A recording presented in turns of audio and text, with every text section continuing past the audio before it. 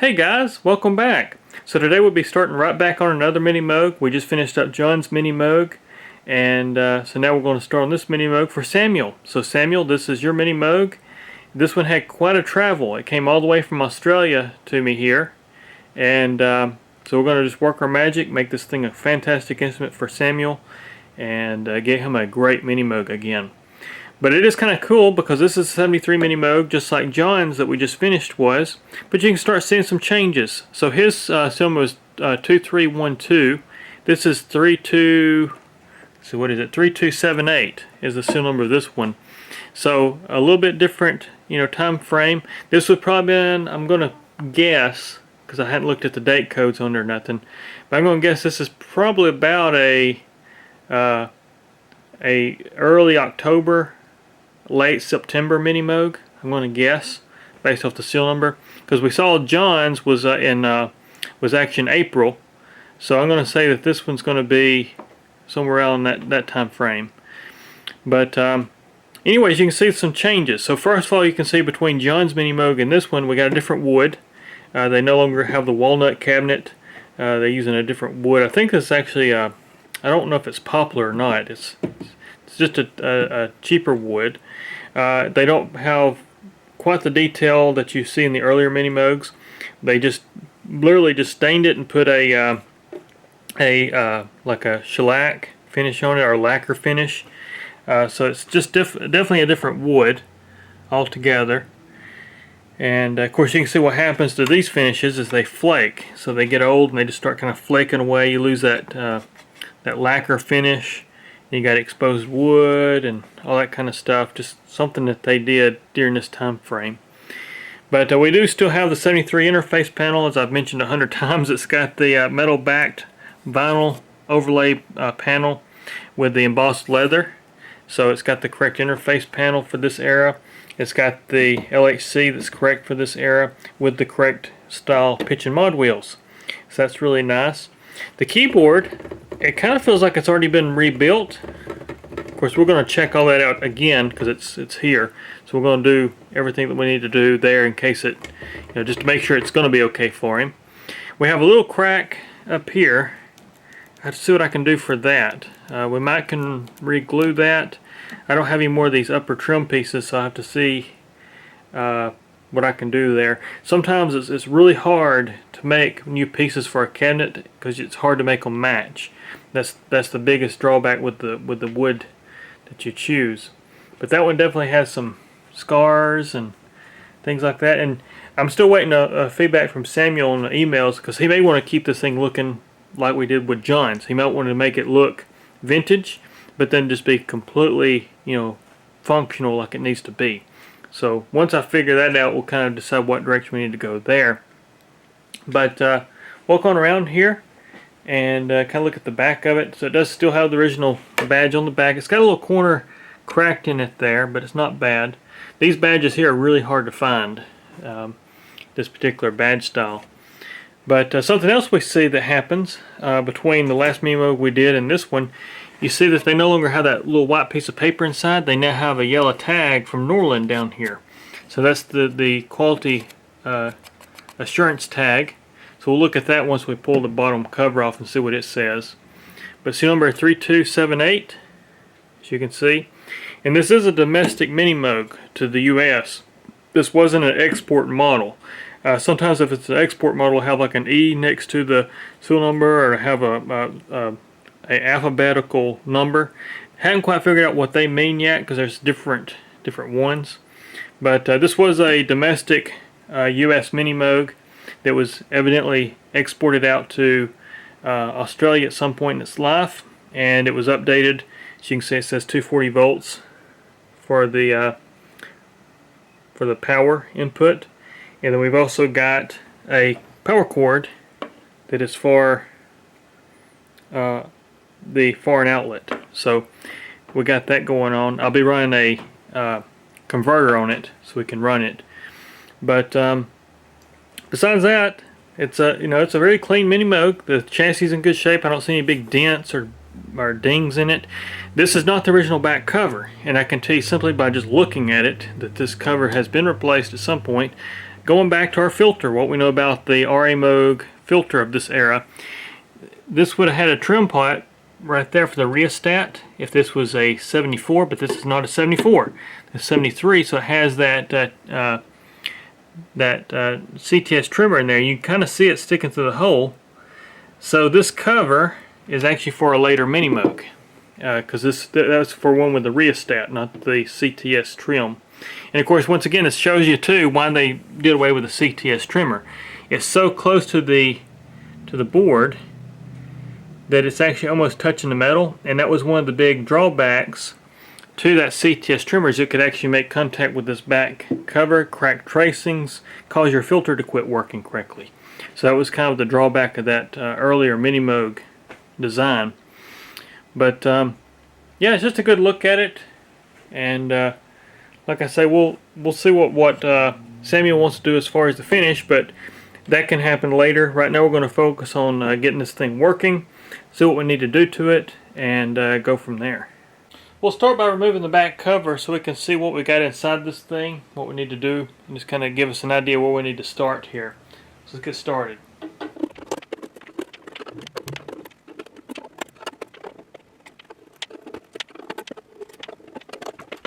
Alright, so first glance inside this thing, and I can see it's already had some servicing done. It's had some things done that it's not what I typically do, but it's there. So we may address some things and change some components back out just to make it a little bit more of my standard. But first things first, right off the bat, I was looking at this thing closer. We've got a busted pilot light. You can see it's sitting right down here, but that brings us up to this transformer.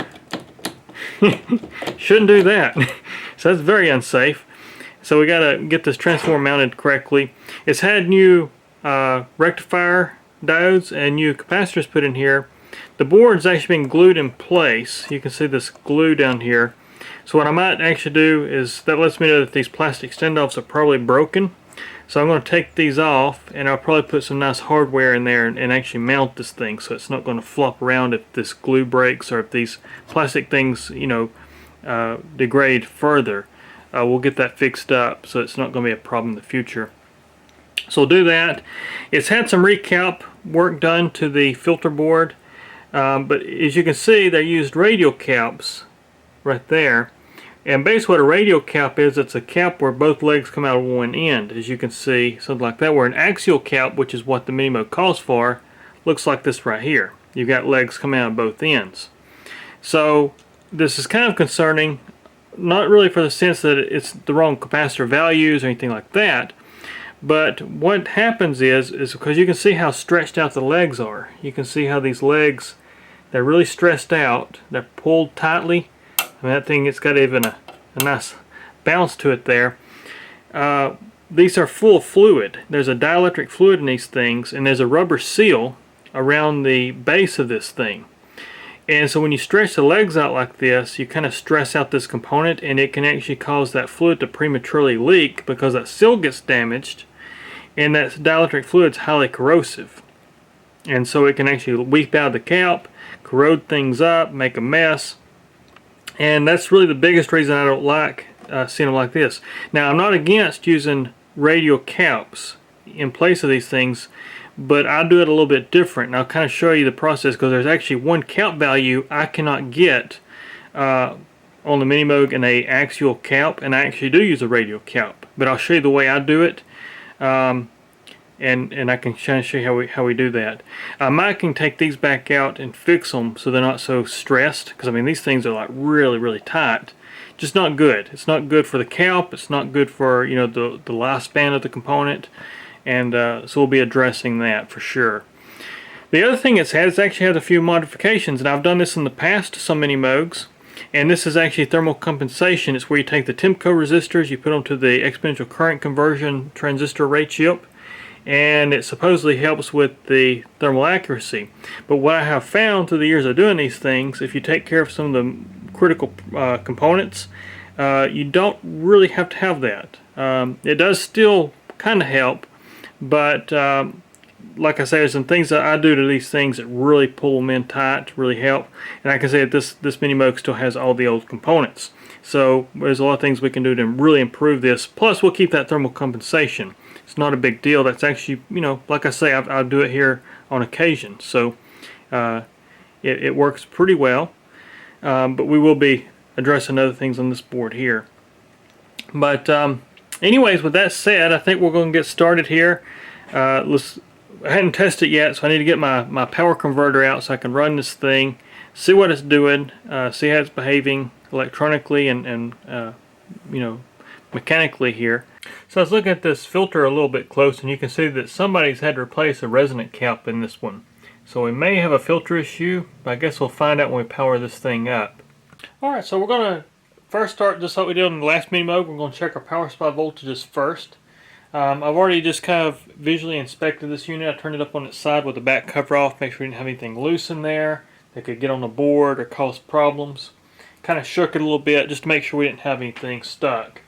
So anyways, let's start here with the power supply. So we're going to connect our meter to our plus 10 volt rail on our oscillator board. Because once again, just as I mentioned in the last video, the oscillator board is where your voltage sensing and everything takes place.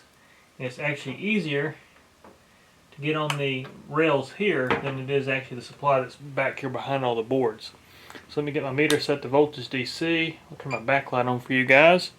Let's see what it does. So I've got my power inverter on. Let's go here and 10.04. Okay, so that's pretty good. Let's see what our negative 10 volts looks like. Negative 10.11. So it's a little high, but it's still good. And let's see what our negative 5 volt looks like. It looks good. Negative 5.02. That's good. So yeah, so we look good there. So now I guess we'll see how it sounds. I'll bring you guys around the front. We'll just go through a test real quick, see how it works. Well guys, unfortunately, I was editing the video and I realized that I have lost the video of the pre-restoration demo. I don't know where it went. It's disappeared. So I evidently got deleted between my computer and my camera at some point here, but it's just not there. So anyways, before we move on, I'm just going to walk you through what was going on with this Minimoog in the pre-restoration demo. It really wasn't a bad unit. Overall, it sounded pretty good. It still, you know, the oscillators worked pretty well. And of course, you will see next that I did calibrate the oscillators. I do have that part of the video where I went back and calibrated the oscillators and played it, and it sounded, you know, pretty decent. It wasn't bad. What I did run into it though is it had a parasitic oscillation problem inside the unit. The oscillators had this nice ringing effect because of this parasitic oscillation. So certain frequency ranges, you could actually hear this ringing inside the oscillator. It's almost like a ring modulation, and it seemed to be worse in the smaller waveforms like the sawtooths and the triangular waves. It stood out more there than it did in like the squares, etc. But you could also hear it in the filter. If I close the filter up and self-oscillate the filter, you could also hear the same ringing effect inside the filter. And so what I did, I went back and troubleshot it, and what I found was it was actually in the power supply itself. It was a sensing issue with the power supply. And it was all caused by some components that had lost tolerance. And so the tolerance went out, and it didn't have the proper feedback for the voltage sensing, and it was causing a lot of problems. So that's what it was. And of course, we saw the voltages earlier. You know, you could see that nice, you know, the plus negative 10 volts there. But if I looked at it with a scope, you could see the nice AC waveform riding on the actual DC voltage. So that's what was going on there. The other big thing it had was a broken mute switch, which you guys will see in this video is the process of that. It was caused by that transformer being loose. It just came out and swung and hit the back of the switch, and it broke the contacts out of the switch. That was the issue it had there. And then the rest of it was just really just, you know, dirty contacts, need some work in the keyboard. Keyboard wasn't terrible. It just, you know, it just had some alignment problems and that kind of stuff. But that's really about it. I mean, it really wasn't a bad Minimoog. But I didn't want to leave you guys hanging here without any content about why the pre-restoration demo don't exist. So that's why. So sorry guys, you don't get to hear it, but at least you get to hear a little bit about what it was doing. But anyways, let's carry on with this thing. So I just performed a rough calibration on the oscillators just to see how they sound, and actually they work really well, to be surprised here. Here they are together.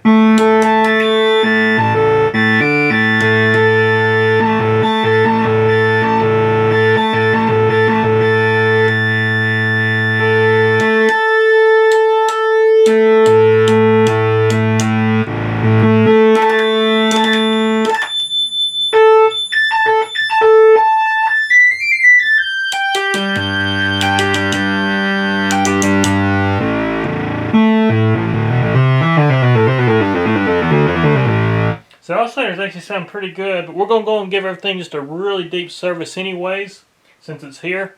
And we'll make sure things are the way it needs to be, and it's going to be you know, good for him in the future. So I think that's what we're going to do, but looks like we got good bones to start with on this one. That's great.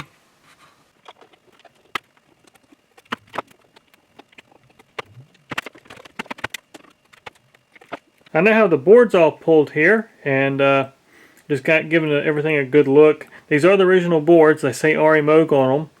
But I want to bring something up real quick. I brought this up in my last video as well.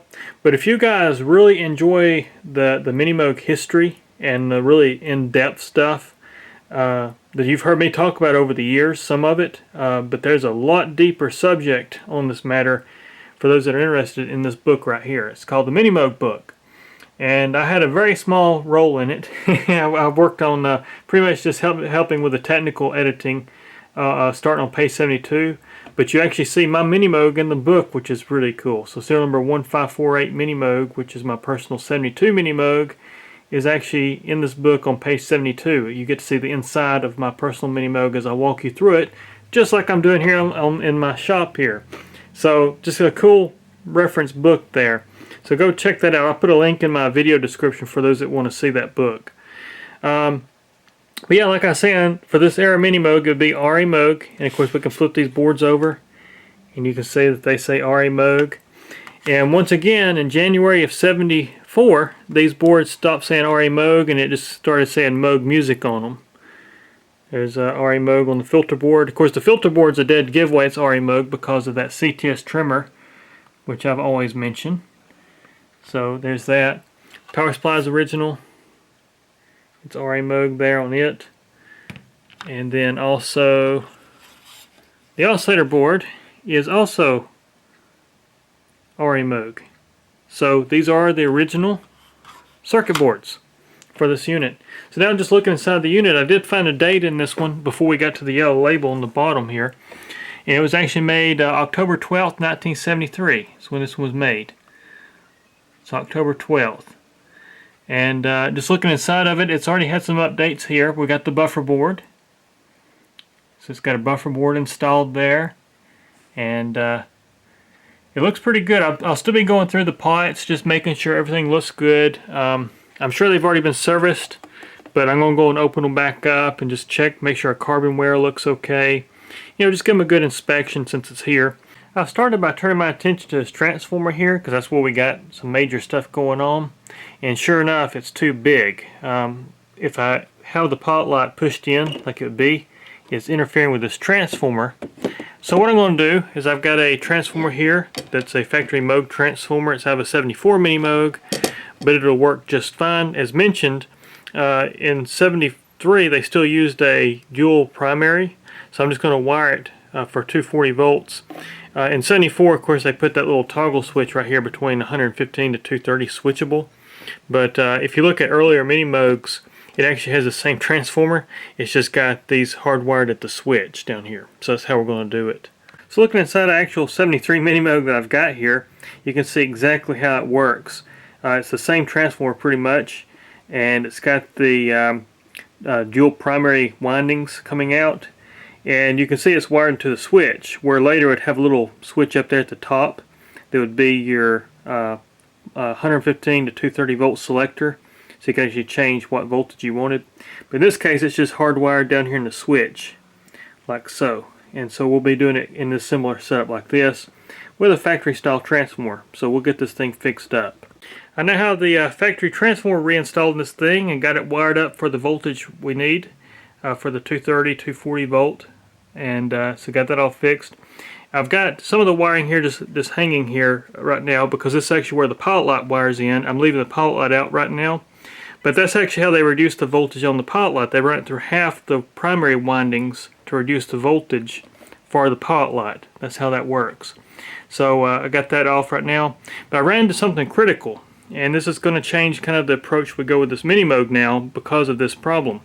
So what happened was I was looking at the switches on the front, and I realized that the actual switch for the audio mute output right here was stuck. I couldn't get it to move, and I got looking closer at it here, and this thing has been hammered by that transformer that was in here because it was loose, and it just absolutely whipped the back of these switches right here.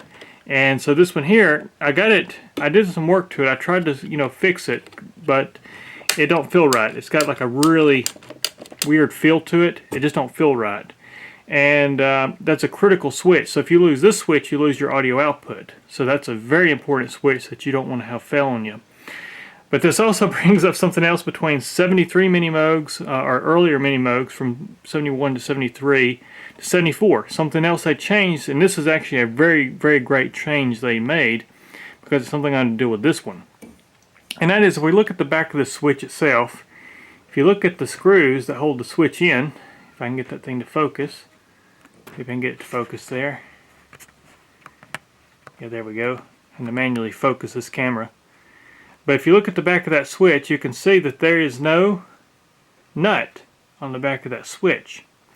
In 74, they'd start putting a nut on these screws, and they'd actually machine the screw into the panel so that it was actually machine thread coming through. It wouldn't turn on you.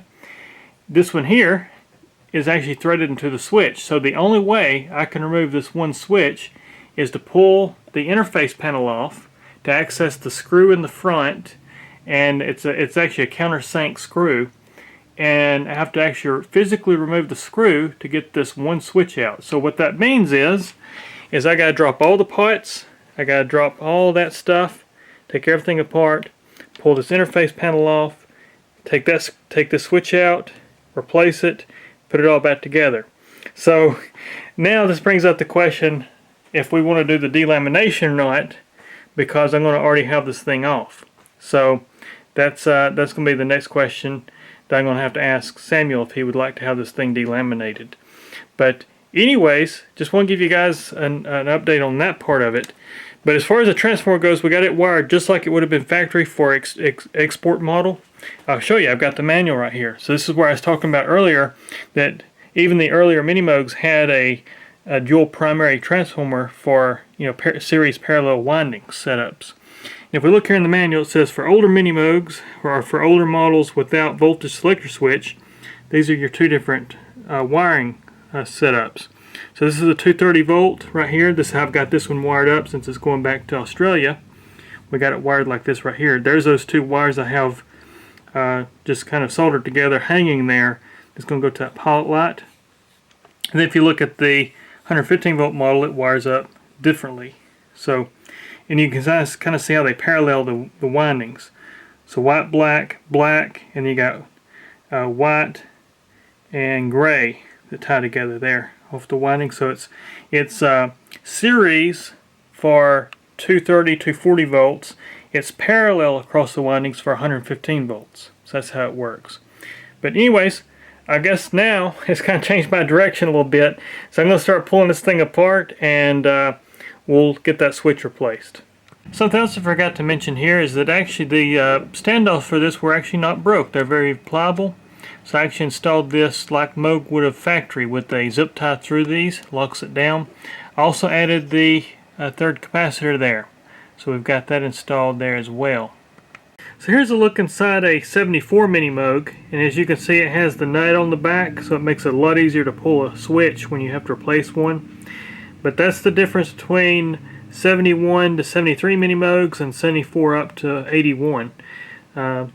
74 to 81 all had nuts, so you just could remove the nuts and pull the switch, unlike what we have to do right now to Samuel's.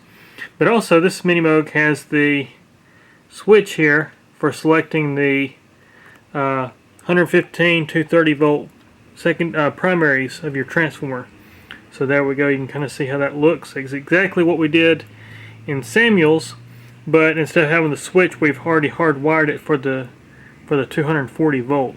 So just a cool look at there. This is a Minimoog we will be restoring here pretty soon as well. This belongs to Michael. So Michael, you know who you are, sitting in here waiting for parts.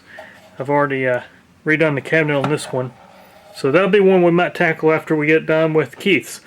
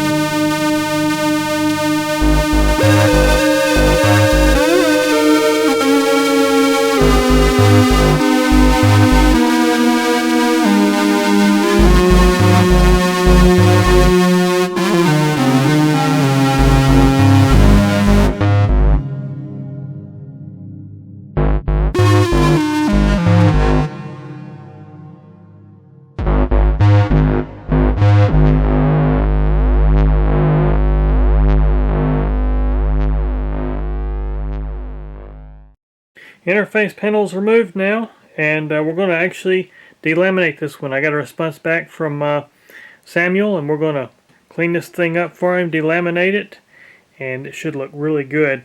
Basically, I'll just take care of all that white haze there. And we got access now to the screws. As you can see, there's those two screws.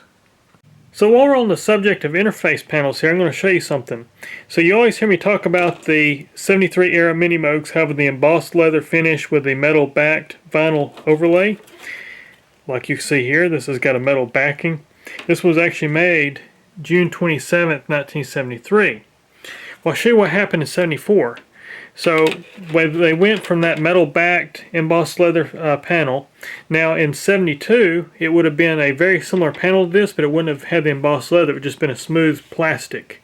So that was something that changed. And then before that, earlier 72, it would have still been a metal etched interface, just like the RA Moog, which was it was a metal interface, but it was all acid etched. So that was really the so this would be the version 2 revision interface panel. But then in 74 we see them do this. They go to this plastic. It's completely plastic all the way around, and this would have happened in 74, and this would have went all the way from 74 all the way to 1981 with this panel here. And you can see this one was actually built 12/14/73, so it's actually December 14th. So as you can see, they were starting to get ready to produce the 74 era Minimoog with all the revisions. So that's something that you find. This panel here is the one that likes to shrink and warp. You see that quite often on Minimoogs, where this thing actually it'll shrink up if it gets real hot, And so you'll have issues with your power switch rubbing against the sides, or sometimes I'll lift up down here at the corner and you'll have your wooden chassis catch this and break it and scar up your wood. That's a real common thing I see with these plastic interfaces. But they went all the way from 1974 all the way to 1981. So just some cool revisions there of the Minimoog once again. I have now removed the laminate from the interface panel. As you can see, we'll pull it back. I've given it a good cleaning here. You can see how great and crisp everything looks there now. There's no longer that haze of white on it. This looks really good. Now this panel does have a few damages in it. One is actually right in here. We got some scars, but you can actually see that's where something rubbed against this thing. You can see it actually rubbed through that. But you know, part of the vintage parts of this thing is you do get some of these little marks and stuff. Now this panel did have a little bit of damage on it because it's got oxidation on the aluminum plate between the interface panel and the aluminum. So you can kind of see here this lip is a little damaged on this side here. But that's about it. That's about the only damage this one has, and that's just because of the oxidation that formed. It actually formed a powder, like a white powder on that aluminum, and it pushed this out, and that's what caused that. But as you can see though, it looks great. And of course once I do a final detail on it, once we put this thing back together, it's going to look really, really good. But once again, what that laminate causes is it causes this right here. You can see how this has got like that white haze. You can actually see a piece of this one missing. We're going to be delaminating this one as well. But you can see how it's got that one piece missing, but it just makes it look white. So that's what we're going to be addressing there on that one as well. I also got the switch replaced. So the switch right up here that was bad from the transformer hammering it. I've actually got it fixed. Now I had to use a 74 switch because that's all I had. I didn't have one with threads on it. So what I did is I put some nuts back there on it. Right there like that with some lock washers. And that thing is solid in there. So got that fixed. And so now I think we're going to start cleaning everything up here underneath the interface. And we can get that interface panel back on there. So that's where we're going to start next. I now have our chassis cleaned up behind the interface panel. I've got our interface panel conditioned, the plastic conditioned, and we're ready to start putting this thing back together, so that's what we're going to do now. I now have the interface panel back on here, and you can see just how great this thing looks. I didn't install all the pots because I still got to clean those, so I just installed just a few just to kind of pull this board in place. But yeah, you can see just how great this thing looks now. It's got that nice color to it. It's no longer hazy. Looks really good. So there's that done. So now I'm going to actually start, I think we're going to start cleaning the pots on this one since they're loose. We can get all that done, put that back together. And we'll also be refinishing this wood cabinet. Samuel wants to go in and redo it. We're actually maybe changing the color of this one, just depending on how the wood looks underneath. We got to see how dark the wood is to do the color he would like. But we're going to see what we can do for him here. But anyways, another step done. So just like I showed in the last Minimoog video we did for John, I'll show you once again how I open up these pots to service them. So what I do is I take some little channel locks, this right here, if I can get them in my camera there, and I'll bend the tabs out on these potentiometers. Now I never drill holes or grind holes in these things. I always physically take them apart so I can look at the carbon wear and make sure the pots are okay. It also allows me to get a really good flush on them. So as you can see, I bent the tabs like so.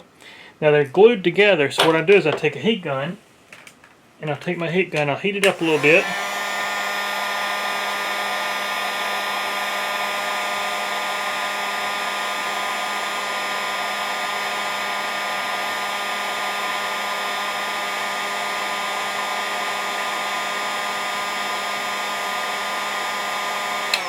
Like so. Just a little bit of heat in this thing, and then I'll take a little flat blade screwdriver I've got, this right here, and I'll put it between there, and then that thing will pop right open just like that. And then what I can do, it's kind of warm to the touch, by looking here and see how our carbon wear looks. So you can see there's not very much carbon. This Minimoog's actually in really good shape. Once again, It just goes to show you how good these Allen Bradley potentiometers are. I mean, these things are 50 years old and they're still fantastic. But you can see I've cleaned all the other pots, and just from my rag, you can see the carbon I have collected just from cleaning these pots out. But they're in good shape. It's natural to have a little bit of carbon in there because, I mean, they are 50 years old. So there's going to be a little bit of wear. But what I'm actually looking at, I don't know if I can get this on camera or not.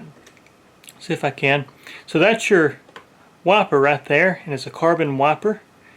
And so you can see how that one's got a nice space between that metal and the carbon that rides the track. This one's in really healthy condition. Sometimes I get them and this carbon is worn down, and it's actually this metal wiper almost touching the track. So that's what I'm actually looking for when I service these things. And if they're really worn, then what I do is I find a replacement potentiometer. I've actually got a box of potentiometers.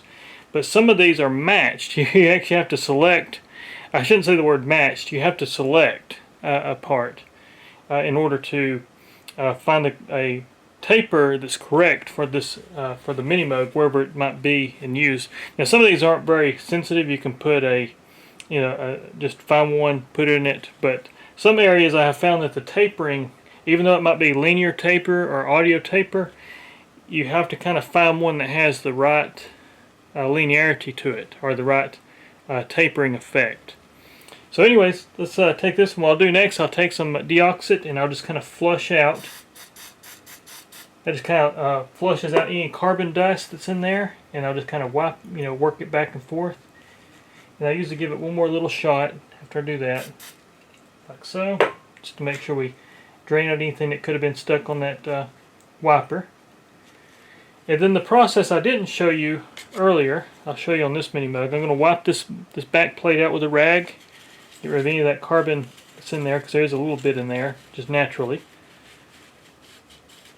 And that's where this rag got really dirty from, is just doing this right here, wiping out the inside. It's good and clean. I'll put it back on there. And this is where these pliers right here come handy, because I can put them in the full range. And I can actually, I don't know if you can see this on camera, but I'll take it and I'll bend the towels back. So, on both sides. It's important you make sure everything's lined up good on this back cover though, because you can cause problems there. So I've got that all lined up.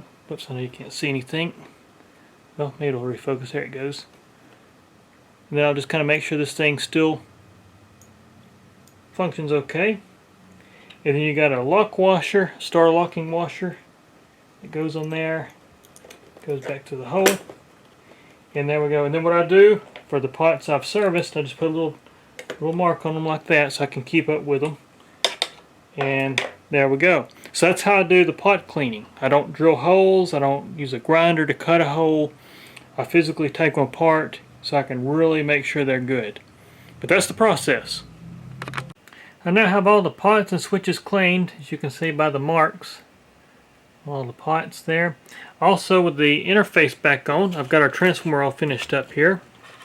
I'll just show you this real quick. Let me move our stand out of the way. As you can see, I've got all of our wiring nice and neat in here. Everything wired for 240. And there's our new pilot light in here. And of course, you can see on the front a nice pilot light. And of course, we now have all the pots sticking to the interface and torqued down. So the interface panel is done. Pots are cleaned. I think now we're going to turn our attention to the electronics.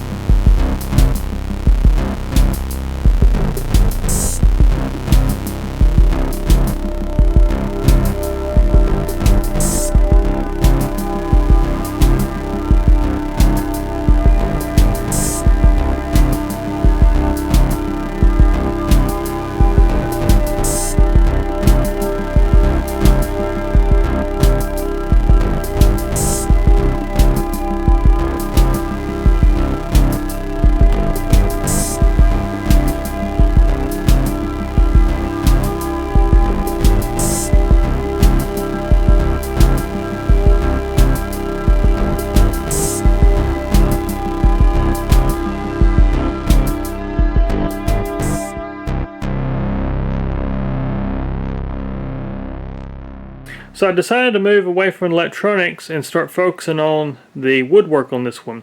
Mainly because we're waiting on some components to come in. I was short a few things we needed for this particular Minimoog for the electronics. And I can still do all the electronic work without the cabinet. I can still put everything back together and run this thing without the cabinet, so it's not a big deal.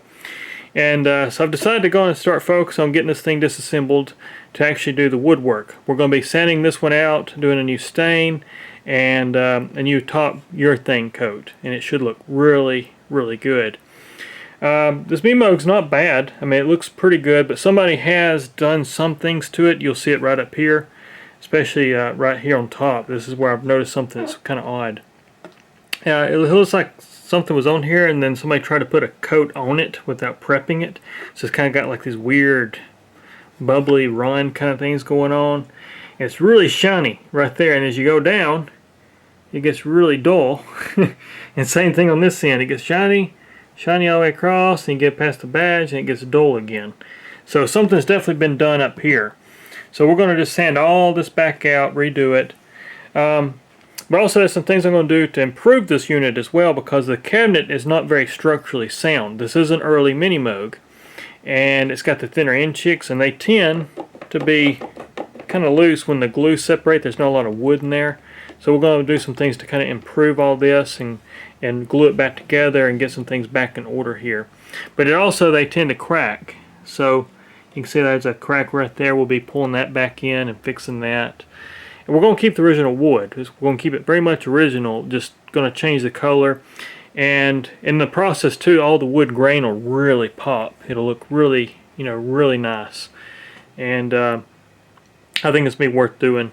We still got to also rebuild the keyboard, so I got to pull the keyboard anyways, because we got some keys like this one right here that just kind of hangs up, as you can see. So we got some weird stuff going on. We got some keys that are a little scarred. I may can wet sand that key and get it cleaned up and take care of those. But once again, it's cracked on this end here as well. And this end here is not much better as far as looseness goes. So it's all loose. Everything's just kind of loose on this unit. So we're going to take care of that. I have already sanded out a few spots here because I wanted to see what the wood looked like under it. Me and Samuel was talking about changing the color. But I think we've about decided to go back with a similar color. And I think that's going to be wise with all these little cracks and things we have. If we go really light with it, these will really show up. So I think that's going to be a wise move. Plus, sometimes it's hard to get this darker stain out of the wood. I have to sand a whole lot out, and it's already thin. So you tend to have issues that way as well. But anyways, I've already got the badges removed, if you already saw on the front. Got this badge here off. And of course everything's done internally just about. There's a few things I'm going to change out resistor wise to improve it, but otherwise it's a pretty good, it's electronically, I'm just waiting on a few components. That's really all I'm waiting on. I also fixed the top piece that was cracked. It's still got a crack in it, but I was able to re-glue it. I'm going to sand all that out and get it smoothened out and prep it for stain as well. But it's got some pretty gnarly marks in it there that we can probably round back out here when we sand it. So we'll clean all that up. It's going to have some history marks regardless. I mean, it's vintage. But we're going to make it look really good here. But anyways, let me get started here. I'll get you guys on tripod. I'll let you see the disassembly process.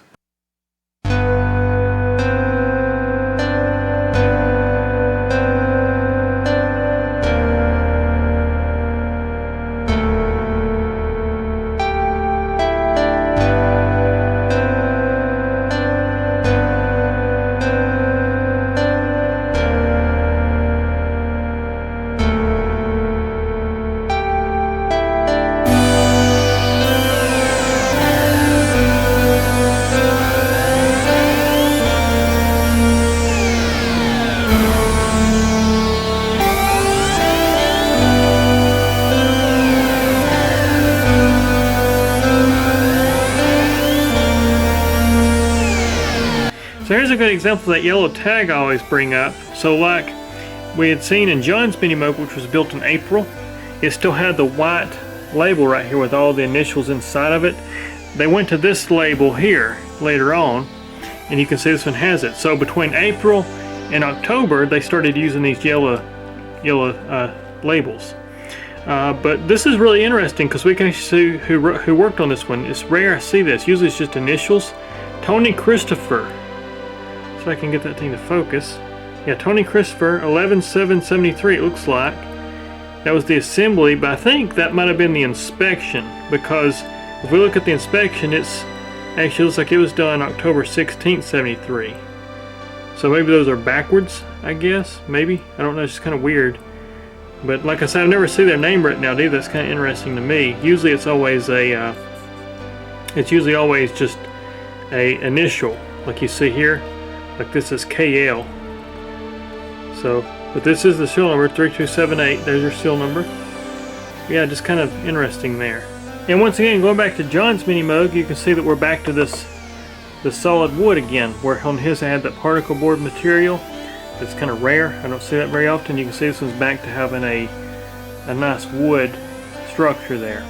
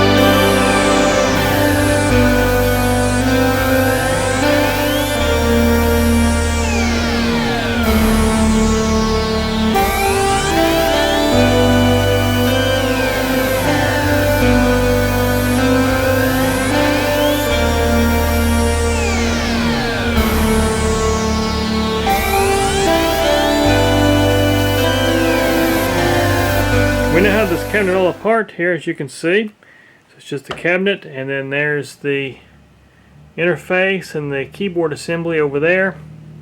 And now we're ready to start the process on this one. So I've disassembled this chassis quite literally. It came completely apart here on this one. And I've got to do a little bit of repair work to this one. I found out something on this one that's broken I wasn't expecting. But if we look at this piece here, so this is your upper piece, the upper lip. You can see I've removed it as well. That's the top piece. This is where your Moog badge goes, up here. So it kind of sets together like that. That's how that looks. Well, this piece of wood, I knew the Minimoog didn't set right. On one corner it kind of set a little lower on one side, the right side if you're looking at the front. And this is, just to give you a reference, this is where the harness comes through for your LHC. Your LHC kind of mounts over here. If we go down here to the right side of looking at the front of the unit, we've got a big problem right here. And as you can see, it's all busted and it has collapsed. That's why it's set weird. So that was our problem there. Now it didn't affect our actual threads that hold in the actual interface panel. It's where all your screws go for the interface hinge. So it didn't affect that, but what happened was this was sagging down. So this was no longer support, so it just kind of collapsed down here. So I've got a solution for that. It actually goes back to the crushed Minimoog I had. This piece in it is actually still good. So we're going to take this piece here and kind of shape it and make it match up what we need for this piece here to work on top of this one, because this one here was severely damaged on top. But that looks really good. So I think we're going to be able to take this one and make a really good cabinet for Samuel here. But anyways, that's the game plan. I just want to bring that up in video. Everything else is just getting everything prepped and pre-gluing some things back together, some of the wood pieces that were kind of cracked and chipped, and as you can see, like this piece here that's fallen out, gluing that back in place and doing stuff like that to make sure that when we sand this thing and urethane it, it's going to look fairly uniform. It won't have any like weird gashes or gaps or anything missing there. But anyways, just want to bring that up. Alright, it's the next day here, and I've got this all fixed. Was able to replace this piece of wood here that was all damaged. And I had to do things a little bit different, just to give it a little bit more support, such as you can see these nice brass nails I installed. So you will have these little brass nails when you look down in the hinge location, but you really won't notice them unless you just really look. But that was just something I had to do to kind of help stabilize everything here. But once again, that was all busted, and now it's not. You can see the wood has a little bit of indentation in it just from the pressure that thing took, but it's not bad. It's not bad at all. All the screw holes, like I say, are in good shape, and this should work really, really well. But now I'm going to start cleaning everything up. I think I'm going to just do a pre-sand now, since I got it all apart. It'll be a lot easier to sand it than trying to work around all the edges.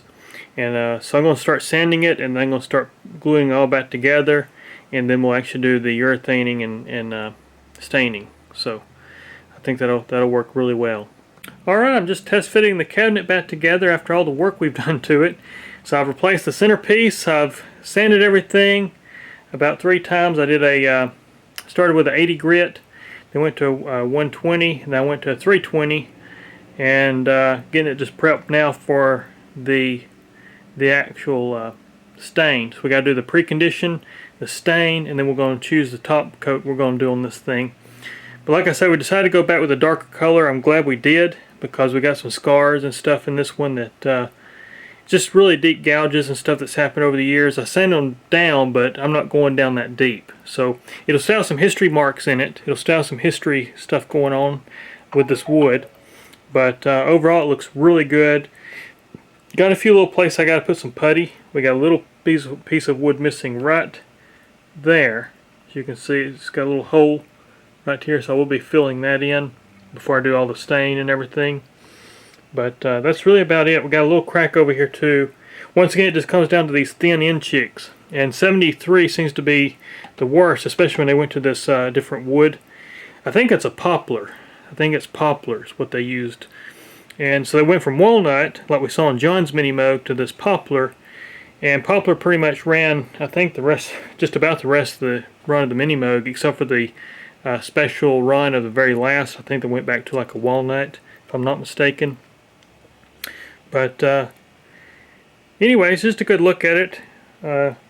Also, our centerpiece that we replaced over here is fitting really nice. Of course, I didn't worry about sanding it out because you won't see that. But it seems to be fitting in there really good. So that's really great. Also repaired this top piece. Once again, we got some scarring in it. So there's some, looks worse on camera, but there's just some nice little places there where it's got some deep places. I did fix that crack though. I was able to fix that crack. Got it sanded down so it looks nice and uniform. Once I do the the staining on it, it should blend in pretty nice. But got that really well secured. It shouldn't come back apart. And same thing on the back. I had to re-glue a piece of this wood. It fell out, so I re-glued that. And yeah, everything looks really good. I've got everything back down to the bare wood, as you can see. And so we're going to treat it like a whole new instrument here. There's this side here that I've redone. Sorry, I know I'm stepping over stuff here as I show you this. But yeah, so anyways, that's the cabinet. It's I'm going to take it back apart, do a few more little things to it, and then get it ready for stain and urethane here. I just finished the stain process here and got it all stained up. It looks kind of flat till I put the final coat on it, but I think it's going to look pretty good. It's going to have some history marks. Like I say, you can see those little darker areas, but keeping it very much original looking. Now the thing is with this era Minimoog is you'll find that some of the wood will have different grain than other parts. That's just kind of this era Minimoog. But it should look pretty good once we get the the final coat on it. But I think the color we went with was pretty close to original. When we look at the back, this is actually still the original color there, and that's what we've stained. So you can kind of see the variation there, and of course it'll turn more red once we put the upper coat on it. But yeah, I'd say it looks pretty good. This top piece turned out really good too. As you can see, you can't even see where that crack was now since we've got that on there. So it looks really good. We did have a little crack in this, I found. It's not bad, but it is a little crack there. But it is all original wood, so there's that. But anyways, next thing is I just got to let this thing dry and cure for a few hours. I'm probably going to let it go overnight. Maybe lunchtime tomorrow it'll be ready to start applying the urethane top. But it should really come alive once I do that. But anyways, it's just a waiting game now on this. I now have all the wood complete for the cabinet, and I've got that reassembled. I've got it in the other room. Not going to present it to you guys just yet. I'm going to make you guys hold out a little longer. We're going to rebuild the keyboard assembly. I'm going to delaminate the L8C panel, left-hand control, and get everything remounted into the cabinet. I'm going to kind of present this as a complete chassis, so you guys can kind of see how it looks as a complete unit here. But with that said, let's get started on this keyboard. We're going to do the same treatment to this one I do to all of them. We're going to strip it down, wash the keycaps, put new bushings in it, inspect all the felt and all the mechanical parts of it, and then do a full alignment, contact cleaning, contact adjustments, everything we need to do to it to make it play and have the correct action. And should be a fantastic instrument. But let's get started.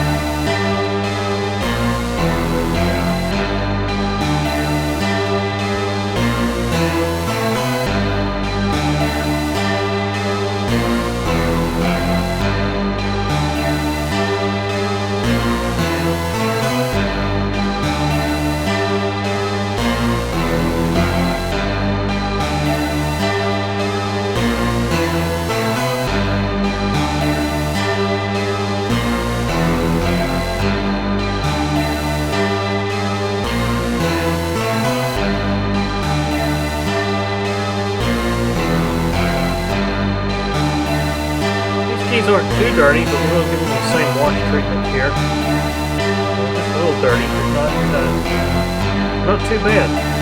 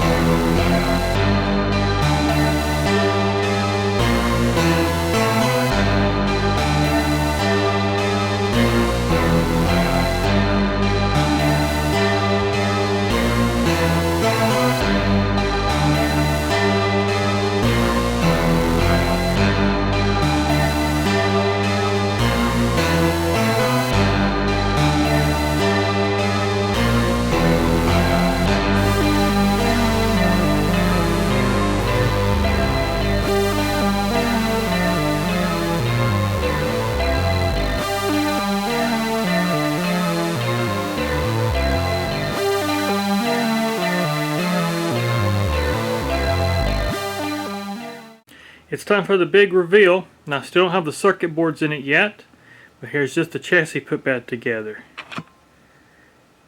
And here's how it looks. That turned out pretty good. So I got all the knobs back on there, cleaned everything up really good, delaminated everything, keyboard's rebuilt, got it reinstalled, and just a good look at it as a complete unit now.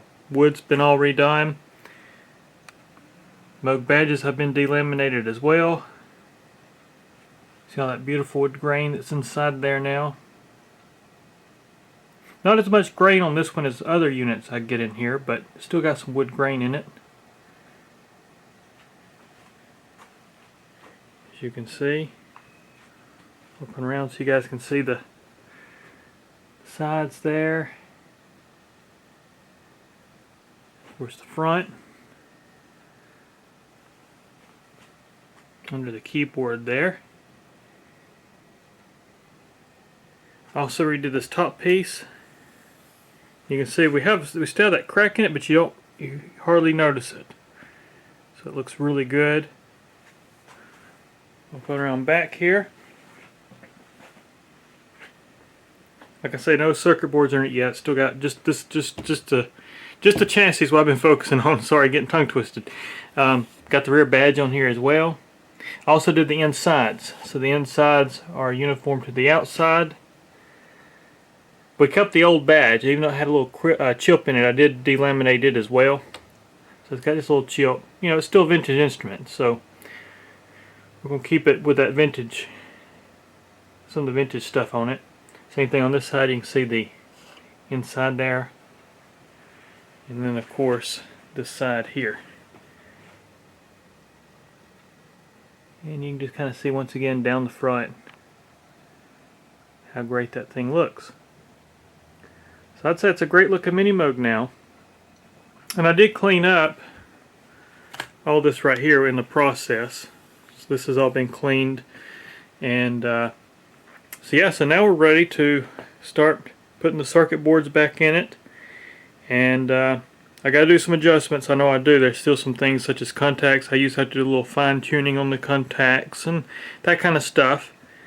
But I'd say it's a much different instrument than it was. It looks really good. Let's get the boards back in it.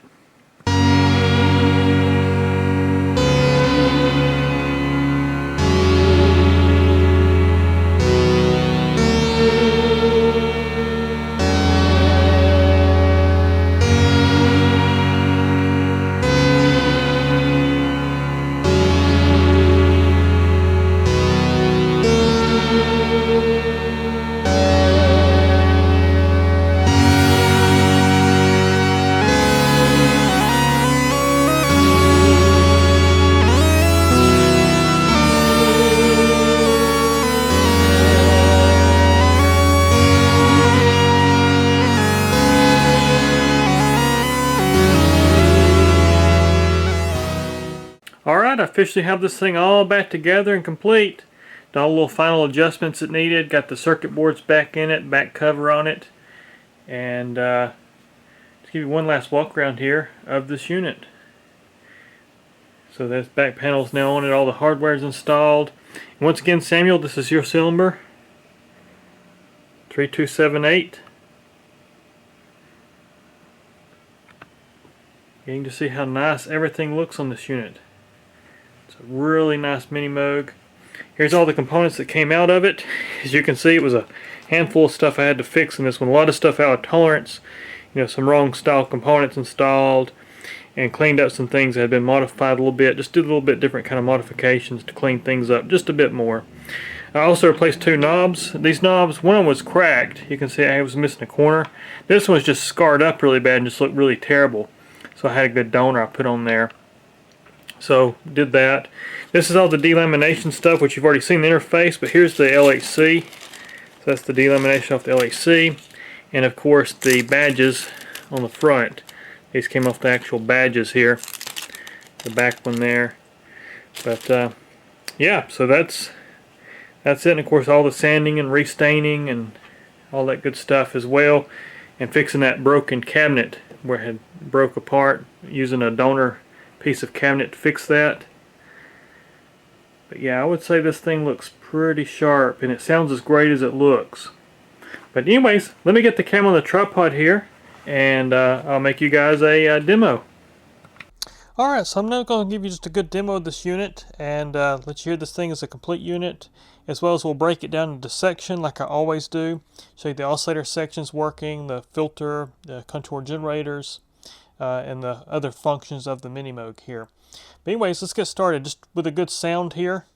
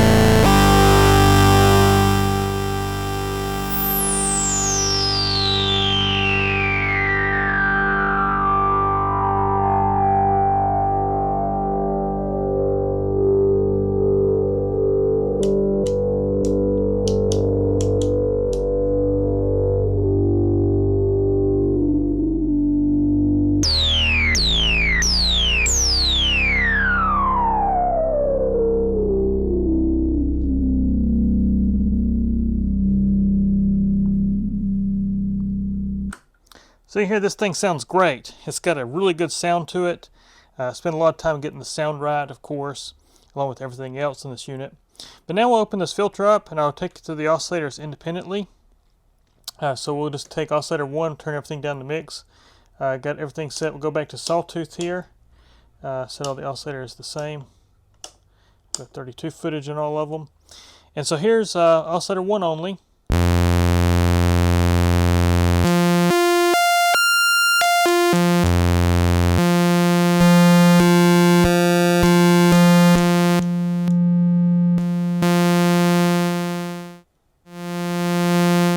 Good clean volume mix.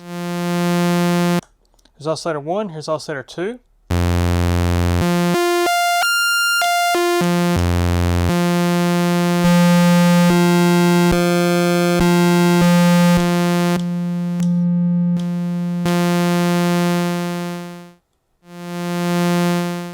Good clean volume mix again. I'll come back and show you the detune here in a minute. So there's oscillator 3.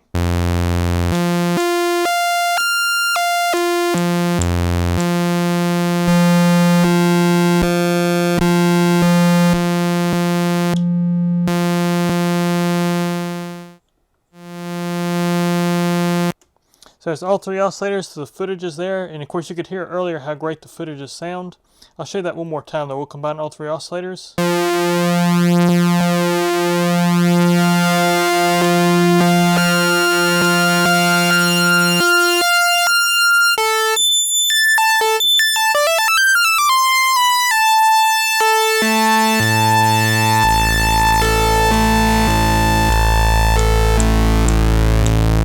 Can you hear? The footages are really good in this Minimoog.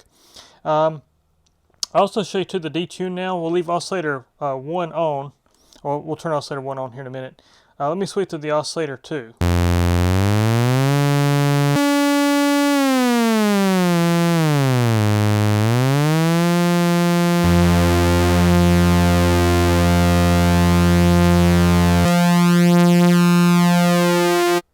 There's oscillator 2.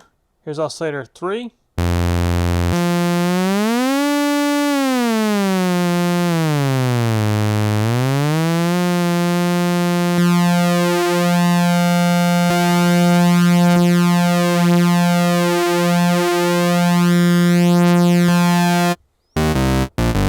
See how great those oscillators sound. Of course we can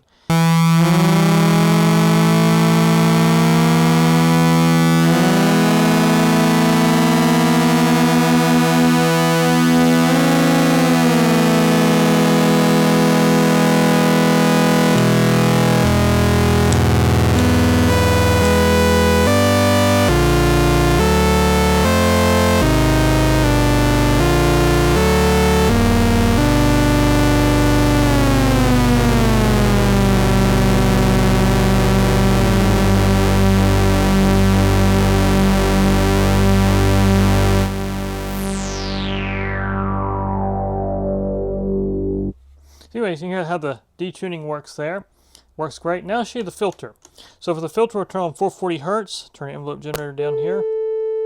Get the filter to self-oscillate.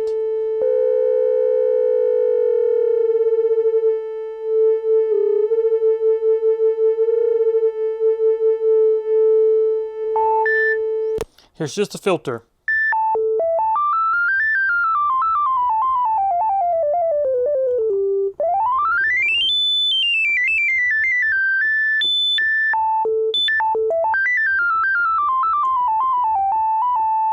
We can turn tracking off on the filter. Just going to be one fixed frequency. Here's the first control keyboard mode. Turn that back off. Here's the 2 control. When we combine them though, that's where we get full tracking. So, what I love to do with the filter, I always bring this up, I like to put a little reverb on it.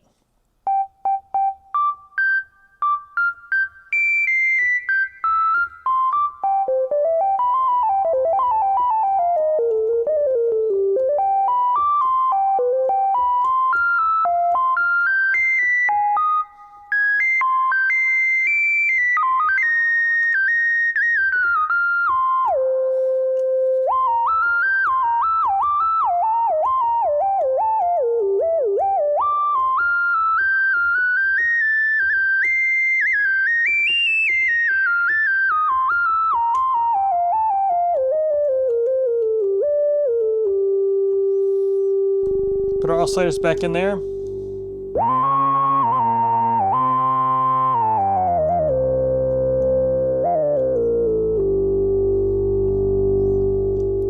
Next we'll turn oscillator 3 into LFO source.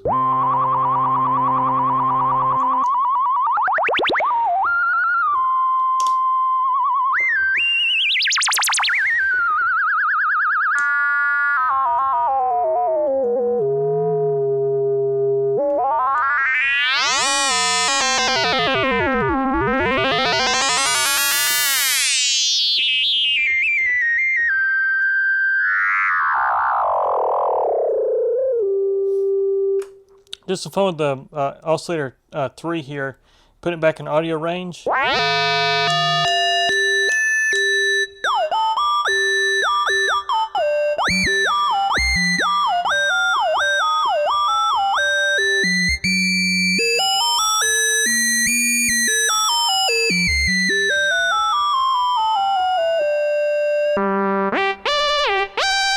had tracking turned off for oscillator 3.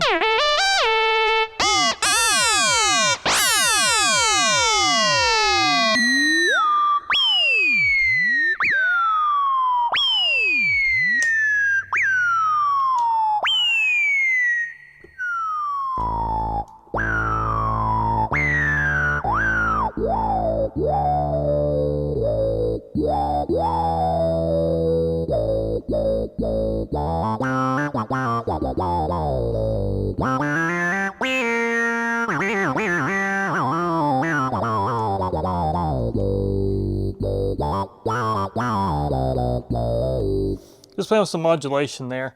While I'm in the filter section, I thought I'd show you that. We'll come back to the modulation section again later. But anyways, that's the filter. You can hat tracks the keyboard once again. Turn the oscillators off.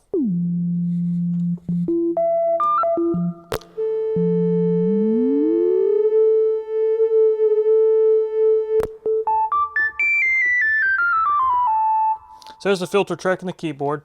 Let me turn the reverb back off here. So that's just a clean channel again, as you can hear.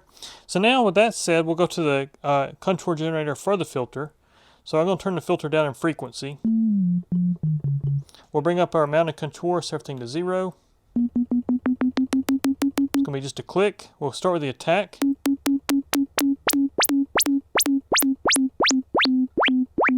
Set our contour mount down a little bit so it's more in audio range.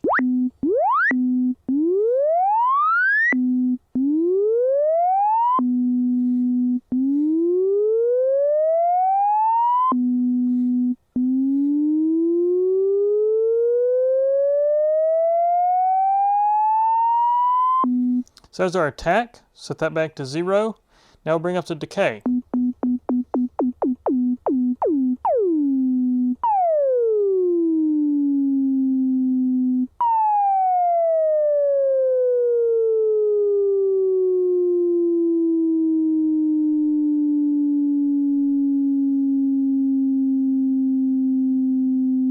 So there's your attack. Of course, you can go farther than that. It goes really long. Then we got the sustain level, which that's how far down the decay actually goes. A little decay on there. You can see now it holds at a position that's not 0. If we turn that back down, it goes all the way to 0. Bring up our mounted contour again.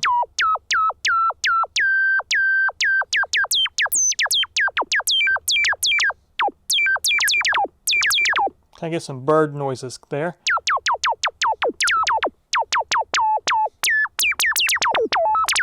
A little bit of attack.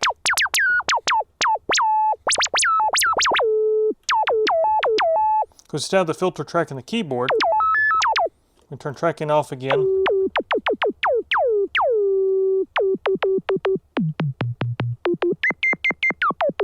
Anyways, that's the contour generator for the filter. We'll open the filter back up. Turn our oscillators back on here. Now we'll show you the loudness contour. We'll set everything to 0. It's going to be just a click, as you can see. We'll start with the attack.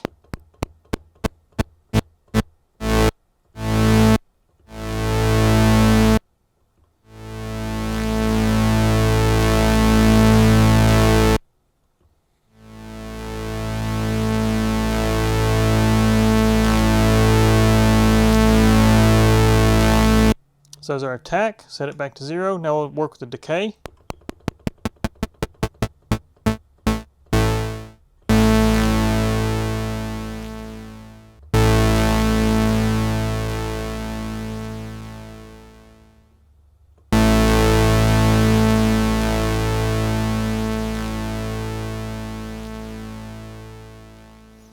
So there's our decay. We can set that back to 0. You just click again. Same thing, we got the sustain level, which says how low that decay goes.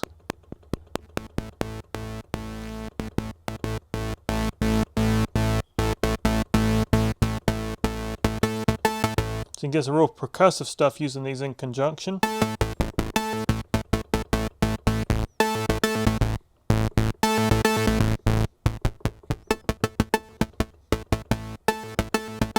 You can see it doesn't dial all the way back to 0. If I have this set all the way to 0, it goes straight back to 0 output. As you can see. So that's our loudness controller. We've also got the decay switch over here you see me already use. If we switch that on, that switch means that it's going to fall out the decay even when you release a note. Otherwise, it's going to be immediately off. Like so. So there's your envelope generators, or contour generators, your filter, your oscillators. I need to show you the noise. I forgot to show you the noise. So we'll turn the oscillators back off. We'll set this thing back up so it's sustained for me here. And so here's the noise source. Once again, good clean volume for the noise. That's pink, white.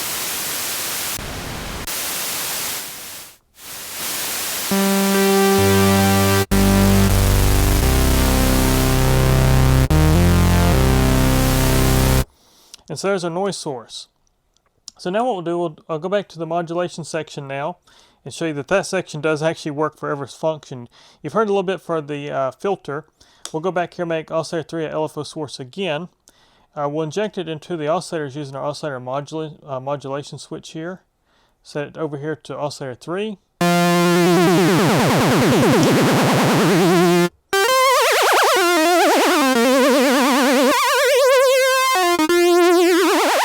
Because we can change the speed of that using oscillator 3 detune.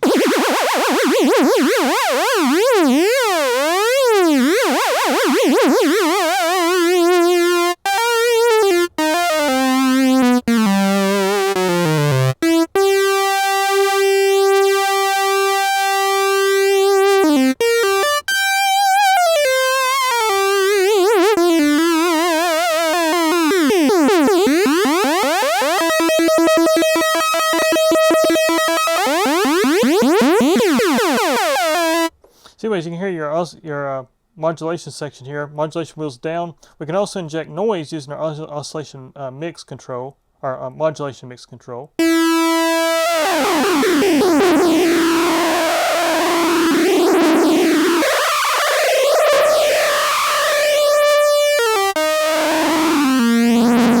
What I like to do with noise injection is actually, once again, we'll go back to reverb here. I'm going to set the oscillators a little higher. So I'll put a little reverb on this. And this actually gives you a nice kind of it wavers the oscillators a little bit, so it actually gives you a good effect of like almost a, I'm trying to think of the word, not ensemble effect, but a nice modulation. Let's see.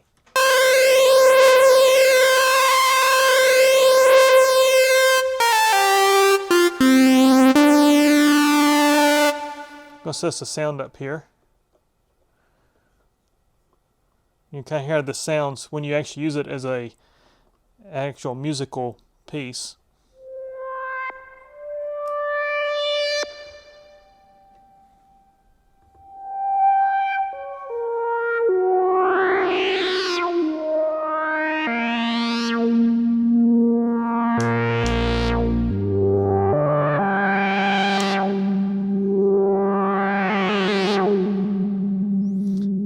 Of course, you can combine it back with the oscillator just a hair.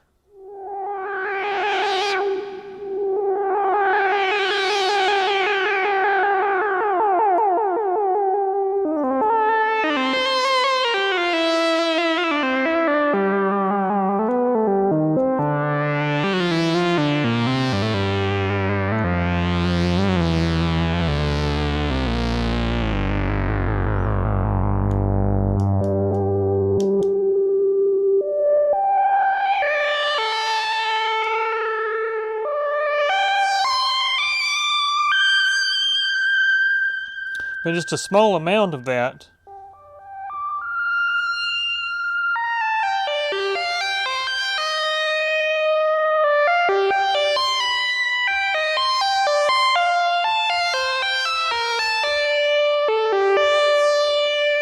To me, it kind of reminds me of when you're recording the tape and you have a little bit of drag in the tape. That's kind of a way I use it actually in a lot of my recordings. Is I'll use it just a little bit in the mix, and it kind of gives it that little waver, so it sounds like it's actually recording to like a tape. So it's kind of a cool effect there. Just thought I'd demo that a little bit for you. But so we got that back off.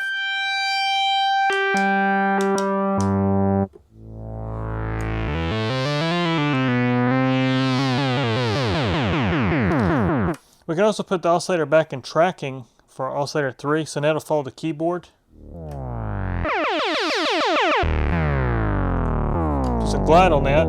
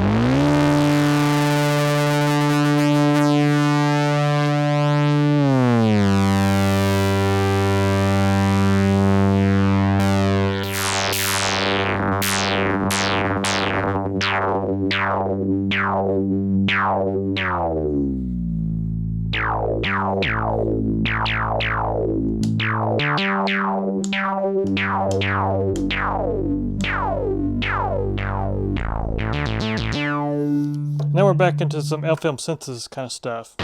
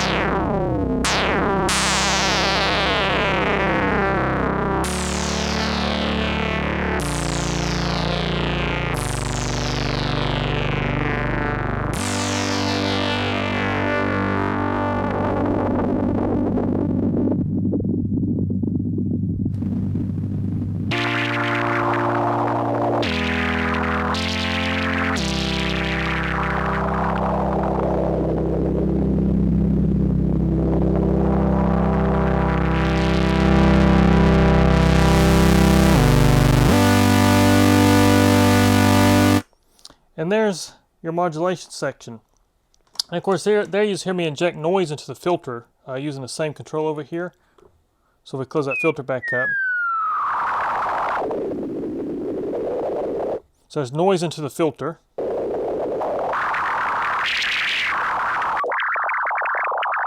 That's pink. Of course, volume doesn't do anything there because you're injecting it over here to this. So anyways, that's the modulation.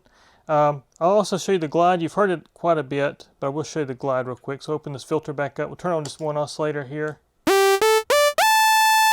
So here's glide at 10.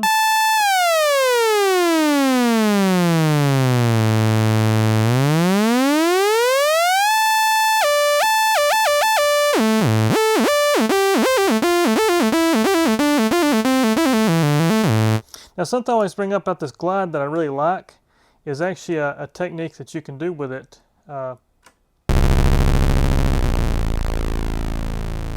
Is you can actually release the note and it'll hold that glide position as you left the note because the keyboard circuit, the way it works. So here you go.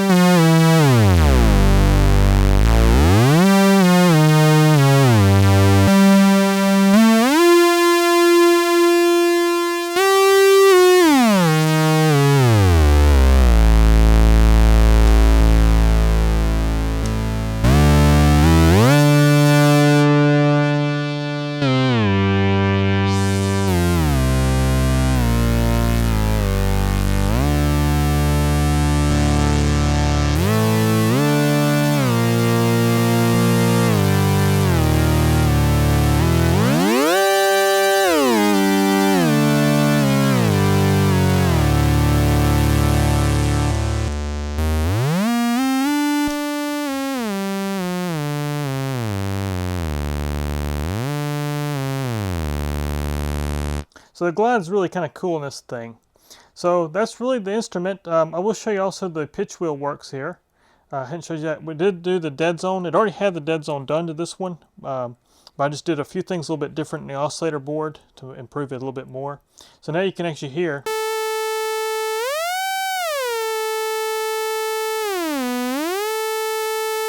You don't hear any detuning until I get outside that, that actual detent of this wheel.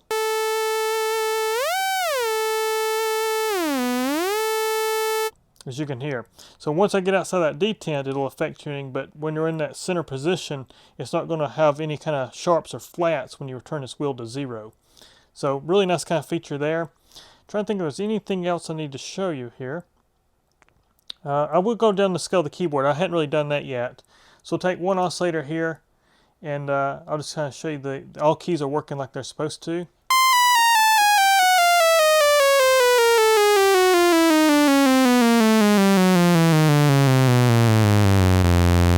So there's all the keys.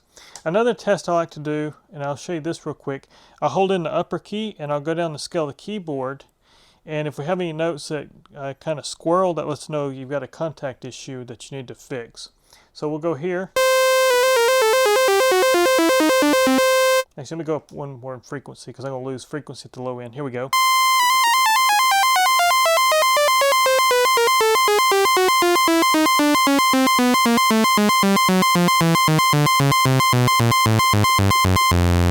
So you can hear them. They all sound fantastic. So everything's playing like it's supposed to.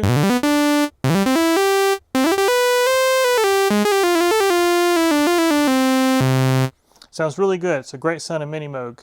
But anyway, Samuel, really want to give you a big thank you for letting me work on this thing for you and get it fixed up. And appreciate all you guys that watch my videos. Really do appreciate it. And there'll be more to come here very soon.